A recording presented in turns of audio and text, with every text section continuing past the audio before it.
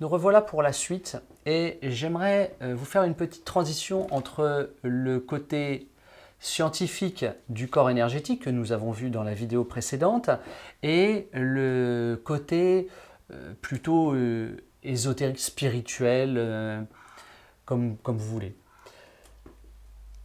Vous voyez, ça, tout ça, c'est pas pour rien. Donc là, on a la Terre, le champ électromagnétique de la Terre, protecteur. La Terre serait un système vivant, l'hypothèse Gaïa. La Terre a en effet une température atmosphérique, environ 15 degrés. Elle a un champ magnétique qui a été mesuré, 10 puissance moins 5 Tesla. En 2023, les scientifiques ont découvert qu'elle avait un champ électrique 0,55 volts. Je me demande si c'est même pas cette année, en 2024. Elle a aussi un flux thermique à la surface d'environ 87 milliwatts par mètre carré. Bref, elle a un champ électrique, elle a un champ magnétique et elle a un champ thermique. Si l'hypothèse Gaïa s'avère être vraie, bien sûr, et j'y crois totalement, tous les êtres vivants auraient aussi un champ électrique, un champ magnétique et un champ thermique, électrique, magnétique. Eh bien, en effet, nous pouvons découvrir chez l'être humain, mais aussi bien sûr chez les animaux, tous les êtres vivants en fait, un champ thermique que l'on va avec l'antenne de l'échelle découvrir à 2,5, un champ magnétique que l'on va découvrir à 5,7 et un champ électrique qu'on va découvrir à 7,8 à l'antenne de l'échelle. Le champ électrique, c'est celui qui est le plus proche, à peu près à une dizaine de centimètres environ de la peau. C'est aussi chez Jan Lipnik la première couche éthérique, celle qui est la plus dense, qu'il réussit à sentir avec la peau, avec la paume de main. Le champ magnétique, lui, serait plutôt à peu près à 50-70 cm et le champ thermique à plutôt 2 mètres, 2 mètres 50. Voilà. Et quand l'être humain est en bonne santé, eh bien, vous avez le type de champ que cela crée, c'est-à-dire en gros l'être humain est dans un œuf, dans un multiple œuf, un peu comme une poupée russe.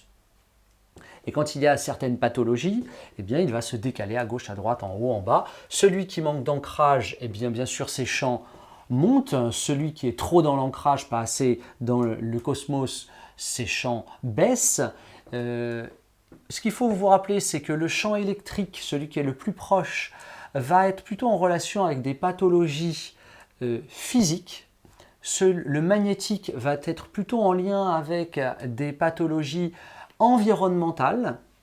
Donc je suis dans un rayonnement d'hyperfréquence, le champ magnétique va se décaler. Par contre, j'ai un ulcère à l'estomac, ça va être le champ électrique qui va s'écarter du corps. Et le champ thermique serait la représentation de la vitalité de la personne. Donc plus il est loin, plus la personne est en bonne santé quelque part. J'aime bien cette façon de voir les corps énergétiques parce que, ils sont simples, parce que la Terre a, scientifiquement on est bien d'accord, a les 3 constantes, thermique, électrique et magnétique.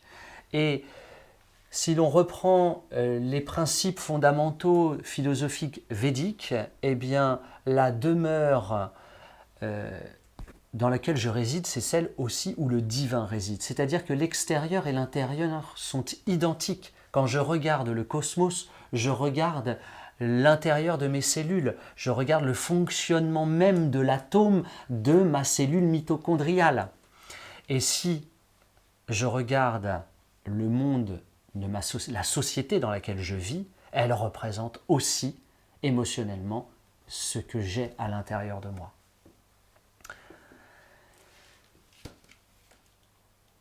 J'ajouterai une dernière chose. Nous sommes âme, corps, esprit. Dans le bon ordre, ça fait esprit, âme, corps. Eh bien, il y a l'émanation, bien sûr, de l'esprit sur le corps physique. Le périsprit que l'on va détecter à 15,8 et qui est carrément à même la peau. Hein. Voilà, il serait, allez, si on veut caricaturer, il est à 1 mm de la peau. Quoi. Il colle comme une combinaison en latex. Eh bien, le périsprit entoure tout le corps physique. Ce périsprit, quand il est décalé, c'est qu'il y a sûrement un squat. C'est-à-dire qu'il y a une porte d'entrée pour d'autres énergies afin qu'elles prennent la place. Mais on en parlera dans un autre module.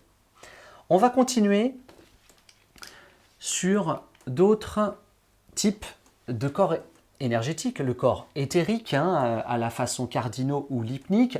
On a le plan équatorial et on a différentes couches de plus en plus loin que l'on peut détecter avec les mains en activant les canaux sensoriels des mains et on va aller rentrer dans l'aura du corps de la personne ou de l'arbre ou de l'animal. Et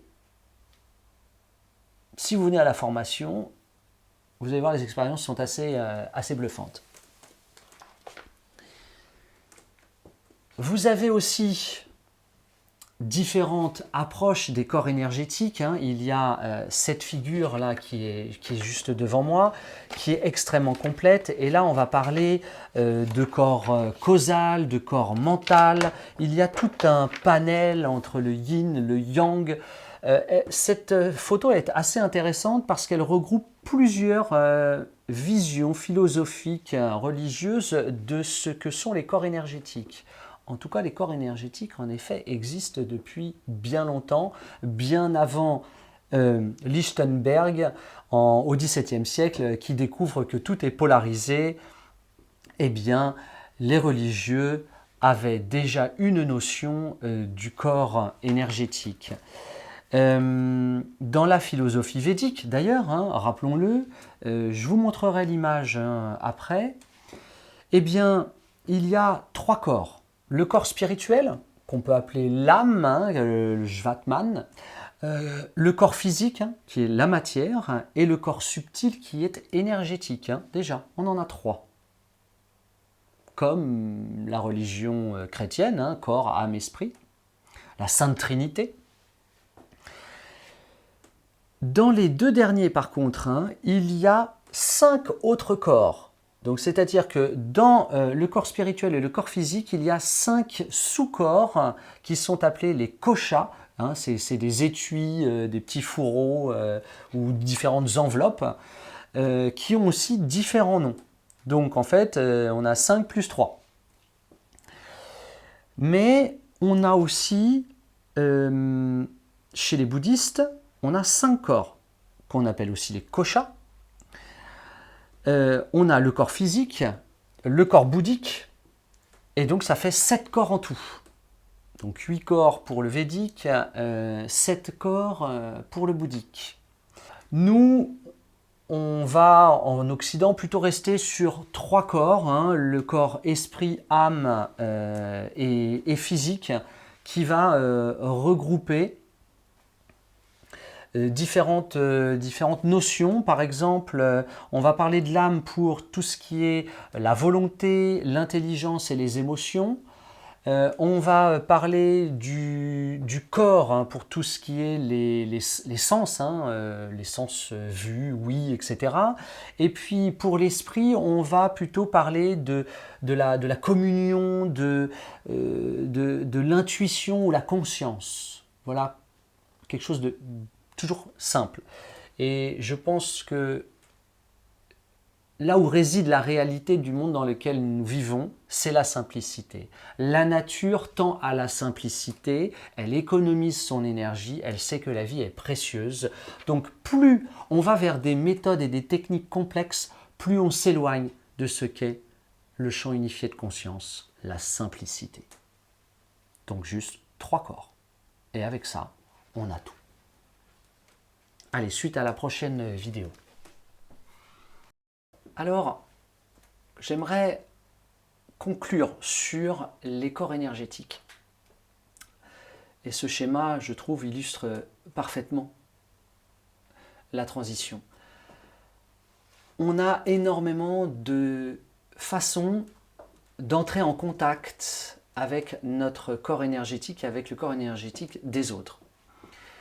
L'intérêt de se sensibiliser à cette approche, c'est de se relier encore un peu plus au champ unifié de conscience. Quand on commence à sentir le corps énergétique, son propre corps énergétique, on a déjà levé des barrières, des verrous se sont déverrouillés, ce qui permet au cerveau d'accepter de croire en l'invisible. Je sens en effet qu'il y a une couche plus dense que l'air et que je ne vois pas. C'est un pas vers une meilleure connexion au champ unifié de conscience. Celui qui n'a pas la capacité de se connecter à son propre corps énergétique aura d'autant plus de difficultés, de possibles erreurs lorsqu'il va manier le pendule, lorsqu'il va manier les outils radiesthésiques, l'antenne de l'échelle ou même son intuition. Nous sommes tous capables, aujourd'hui, au XXIe siècle, de se connecter à l'intuition du champ unifié de conscience. J'ai même envie de vous dire que tout ce qui est spiritualité, religion, c'est fini. Ça ne sert plus à rien car en chacun de nous, il y a un temple, le temple du cœur. Et quand vous vous connectez ici à cet endroit, eh bien, vous n'avez plus besoin d'aller chercher à l'extérieur quoi que ce soit. Car vous détenez votre propre vérité, votre propre réalité, elle est ici. Et quand vous êtes là, vous vous connectez forcément au champ unifié de conscience qui vous permet de connaître si vous devez aller à gauche ou à droite, si vous devez continuer telle ou telle relation, si cela est bon ou pas pour vous, bref, de vivre le présent en conscience et d'agir en conscience, car finalement, il n'y a que ça que nous demande l'univers, juste vivre en conscience. Donc, il est important de se connecter à ce corps énergétique. Une fois que c'est fait, il y a d'autres choses intéressantes, c'est de se connaître soi-même. Et pour cela, il y a les portes énergétiques. Je vous propose de regarder ça dans la vidéo juste après.